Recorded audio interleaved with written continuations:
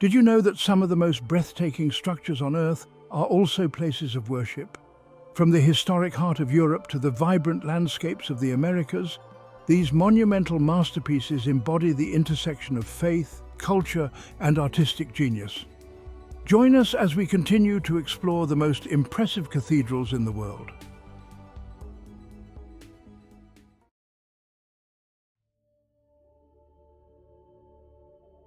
Our journey begins in the heart of Paris on the Ile de la Cité, where the majestic Notre Cathedral stands as a testament to French Gothic architecture.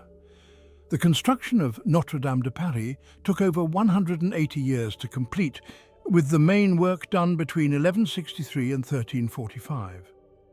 The cathedral was built in stages, and numerous architects contributed to its design, which is why it has a blend of early and later Gothic architectural styles. The west facade, with its famous twin towers, was completed in the mid-13th century, and the spire, which became a key feature, was added later in the 19th century. The cathedral's two towers, standing at 226 feet or 69 meters tall, are one of its most recognizable features. They were completed in the mid-13th century and offer stunning views of Paris. One of the most beloved features of Notre Dame is its collection of gargoyles and chimera. These stone creatures, some functional as waterspouts and others purely decorative, were added during the 19th century restoration. The gargoyles not only serve a practical purpose, but also add an air of mystery and charm to the cathedral's exterior. One of Notre Dame's most prized possessions is the crown of thorns, believed to have been worn by Jesus Christ during his crucifixion. On April 15, 2019, a massive fire broke out, devastating the roof and collapsing the spire. While the main structure, the twin towers, and many relics were saved, significant portions of the cathedral were destroyed or severely damaged.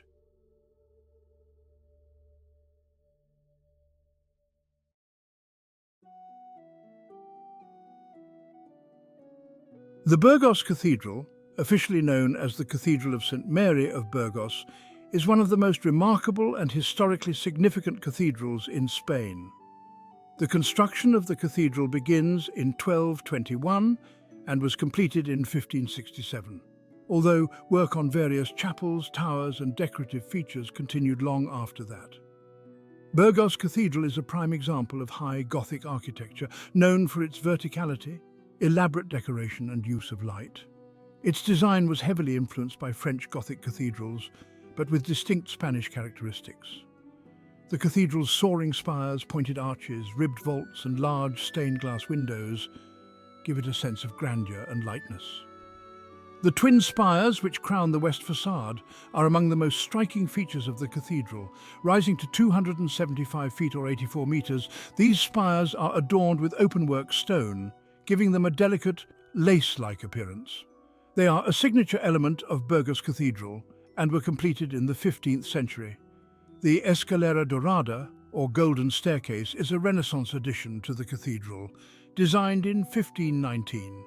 This ornate, golden-hued staircase, located in the north transept, is one of the most iconic interior features of Burgos Cathedral. Its elegant curves and decorative carvings reflect the transition from Gothic to Renaissance styles. Perhaps one of the most famous aspects of Burgos Cathedral is that it houses the tomb of the legendary Spanish military leader and folk hero Rodrigo Diaz de Vivar, known as El Cid. El Cid was a central figure in the medieval Reconquista, the series of campaigns by Christian states to recapture territory from Muslim rule.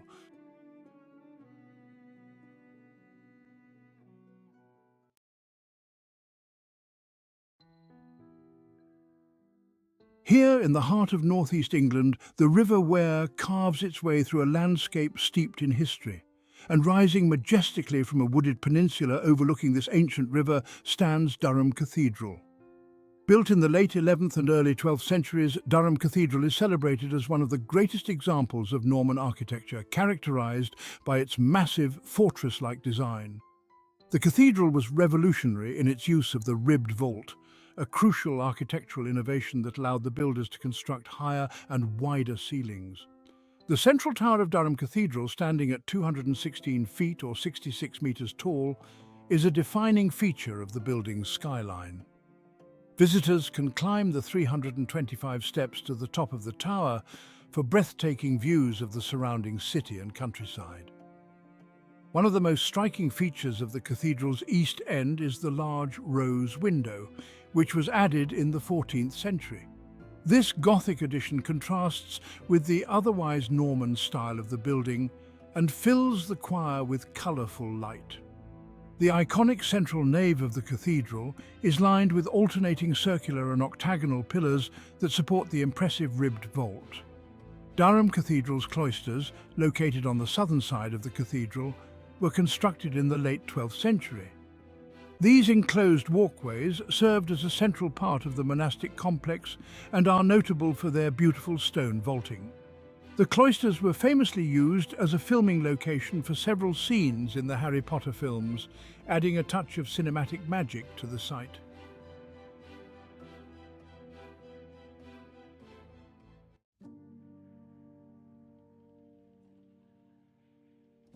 From the ancient stone of England, we journey now to the vibrant shores of Brazil, to a city where breathtaking natural beauty meets architectural daring.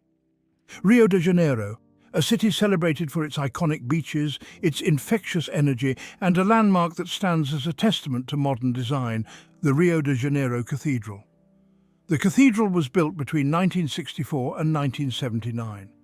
Its unique shape, resembling a massive truncated cone, reaches a height of 246 feet or 75 meters, and the structure can hold up to 20,000 standing people. This makes Rio de Janeiro Cathedral one of the largest religious structures in Latin America.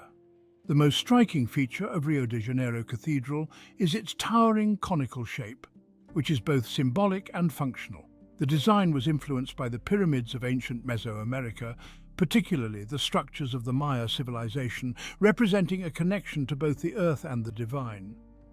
The cathedral's exterior is constructed from reinforced concrete, giving it a stark industrial appearance.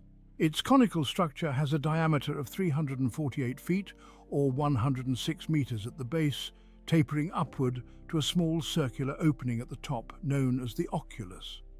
This oculus allows natural light to flood into the building, creating a heavenly atmosphere within the massive interior. Inside the cathedral, 4 massive stained glass windows dominate the walls, each rising 210 feet or 64 meters from floor to ceiling.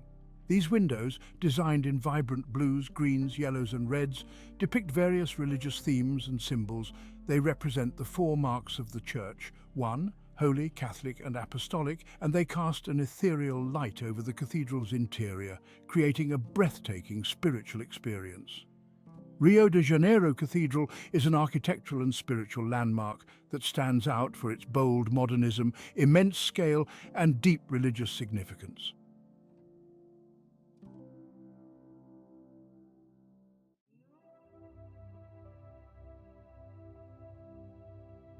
We travel now to Bavaria, to a city steeped in history and tradition, Munich. Here, amidst the bustling squares and grand avenues, stands the Frauenkirche, a symbol of Munich's enduring spirit. Built between 1468 and 1488, Frauenkirche stands out for its massive, almost austere exterior. The cathedral is 358 feet or 109 meters long and 131 feet or 40 meters wide, with 2 325 feet or 99 meters tall towers, making it one of the largest brick churches in the world. One of the most striking features of the Frauenkirche is its twin towers, which dominate Munich's skyline. Interestingly, the towers were originally designed to have spires, typical of Gothic architecture. But due to a shortage of funds, the towers were capped with simple domes instead. These onion domes were added in 1525 and are reminiscent of Renaissance architecture, giving the cathedral its distinctive and unusual silhouette. The interior is more characteristic of the Gothic style, with high vaulted ceilings and pointed arches that draw the eyes upward. The nave is divided into 3 aisles by tall, slim columns, creating a spacious yet intimate atmosphere. One of the most famous legends of the Frauenkirche is the Devil's Footprint, a mysterious mark near the entrance. According to legend, the architect made a deal with the devil to fund the cathedral, agreeing it would have no windows. When the devil visited, he was deceived by the pillars that concealed the windows from view. Furious at being tricked, he stomped his foot, leaving the footprint in the stone floor. Like much of Munich, the Frauenkirche was severely damaged during World War II. Allied bombing raids in 1944 destroyed much of the cathedral's roof and interior, though the twin towers miraculously remained standing.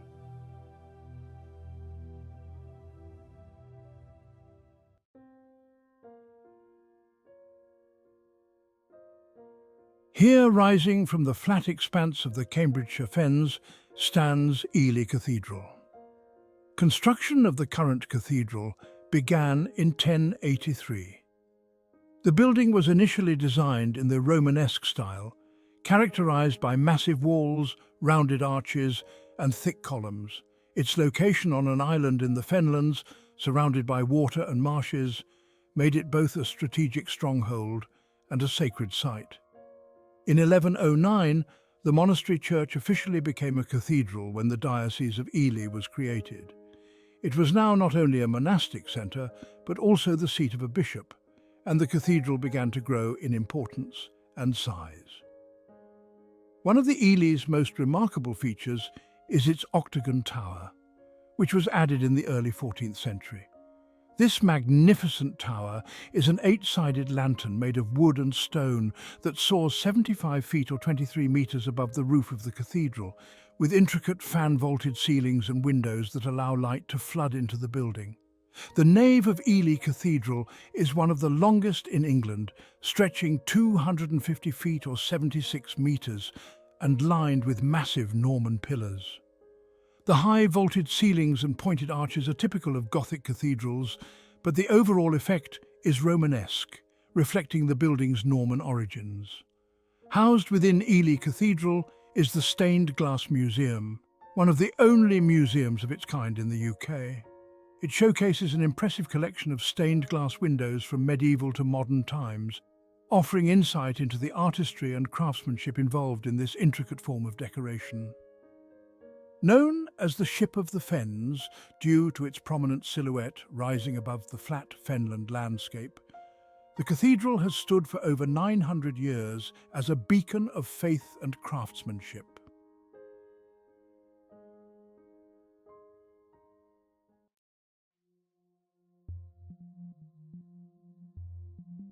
Perched atop one of Tuscany's rolling hills, the city of Siena basks in the warm Italian sun.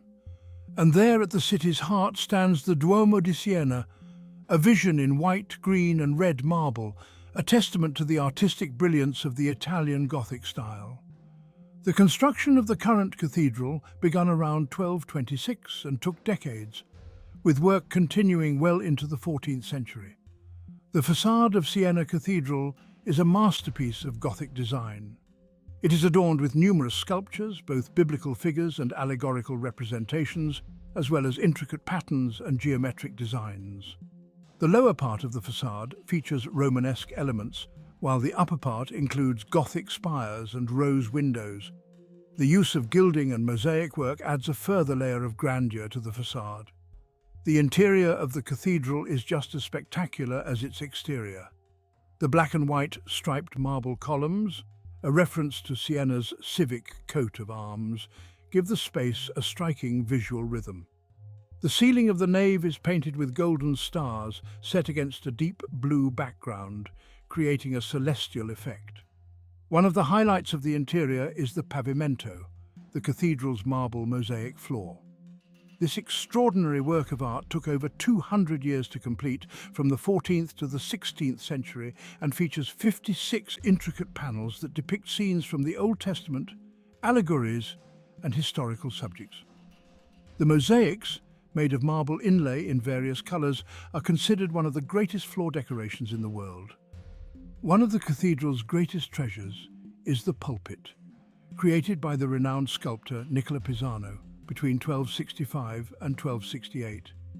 This octagonal masterpiece is supported by columns resting on the backs of lions, and each panel is adorned with intricately carved biblical scenes, including the Nativity, the Crucifixion, and the Last Judgment. The dome of Siena Cathedral, completed in the 15th century, is another remarkable feature. It rises high above the central crossing of the church and is decorated with golden stars against a deep blue background, echoing the design of the nave's ceiling.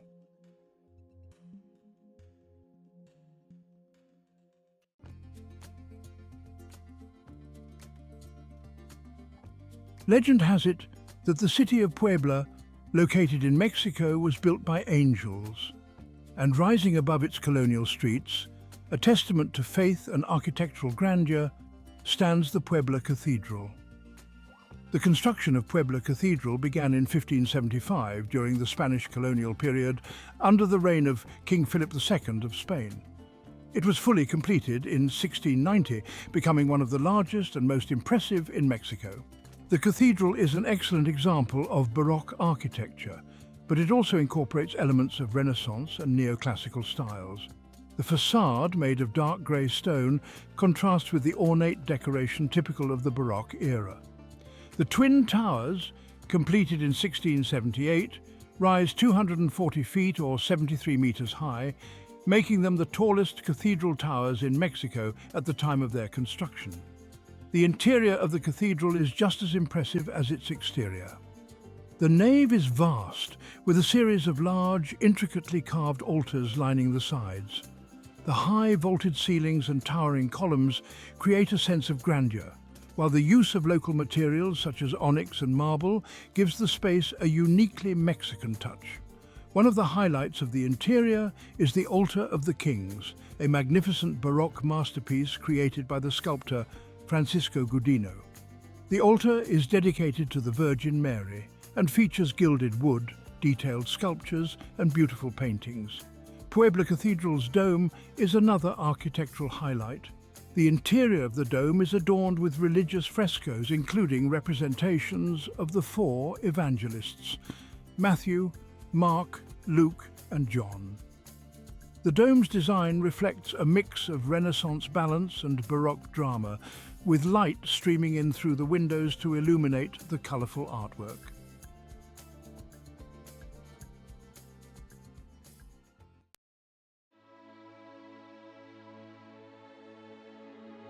Here in the southwest of France, in the Tarn region, lies a structure unlike any other. Albi Cathedral, officially known as Cathedral.Sainte-Cécile d'Albi, is a stunning Gothic cathedral dedicated to Saint Cecilia, the patron saint of musicians. It is the largest brick cathedral in the world and is renowned for its fortress-like exterior and lavishly decorated interior. Construction of the cathedral continued for almost 200 years, between 1282 and 1480. Albi Cathedral's exterior is unique among Gothic cathedrals. It was built entirely from red brick, giving it a distinctive appearance unlike the stone cathedrals of northern France. The use of brick, combined with its massive solid walls, gives the cathedral the look of a fortress rather than a traditional church. The portal of St. Cecilia, a large porch added in the 16th century, is another striking feature of the exterior. This Gothic-style entrance is intricately decorated with carvings and sculptures and stands in contrast to the otherwise austere facade. The interior of the cathedral is a complete contrast to the exterior, boasting one of the most ornate and beautifully decorated spaces in France. In the 15th and 16th centuries, the cathedral's interior underwent a Renaissance transformation, and many of its most famous elements were added during this period. The choir screen, an exquisitely carved stone barrier separating the nave from the choir, is another masterpiece of Gothic art. It features detailed sculptures of angels, saints, and biblical scenes, making it one of the most elaborate choir screens in France. The cathedral's vaulted ceiling is painted in the early 16th century. The ceiling is covered in colourful frescoes that depict scenes from the Bible, angels, and decorative patterns. Albi Cathedral is also home to a magnificent pipe organ, built in 1736 by Christophe Moucherel. The organ case is a stunning work of art in itself, richly decorated with carvings and statues. The organ remains one of the most celebrated in France, and it continues to be used for concerts and religious services.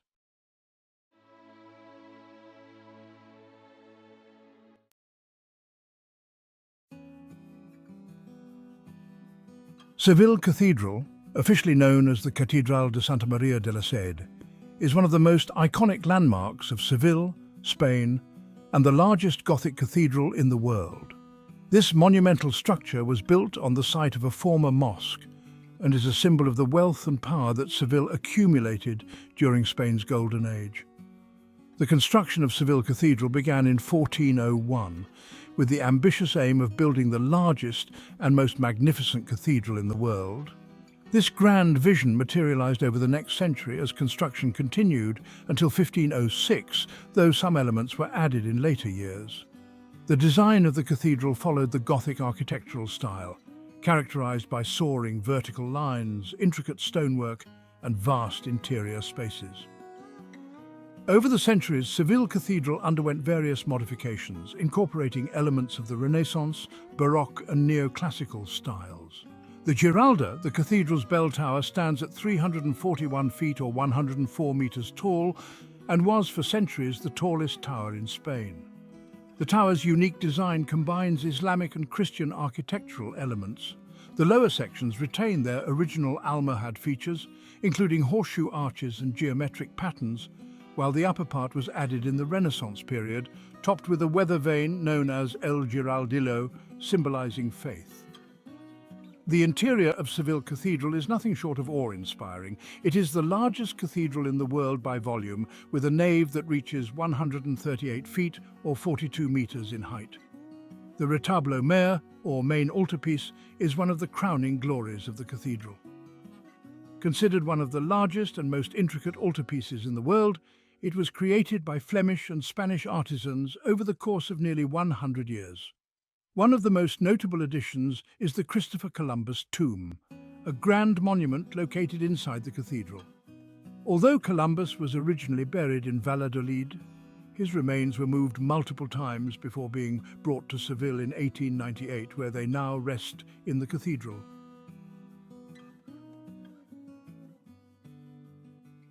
Don't forget to like, comment, and subscribe for more fascinating explorations into the world's architectural wonders. Until next time, keep exploring and appreciating the beauty that surrounds us in every corner of our planet.